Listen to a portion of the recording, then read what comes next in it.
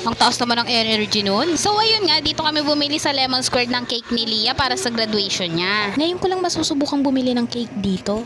Lately ko lang naman din kasi nalaman na meron din palang cake ang Lemon Squared. Ang alam ko lang naman kasi talaga yung mga cupcake lang nila. So ayun na nga, nandito na nga kami at namimili nga kami ng design ng cake.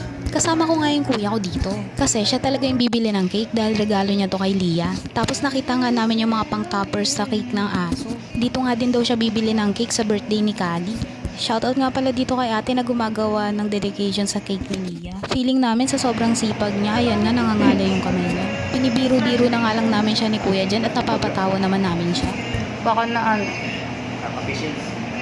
Oo, tapos magbabasa ng kamay. Hindi na bantay yung braso. Huwag mo patawanin si ate.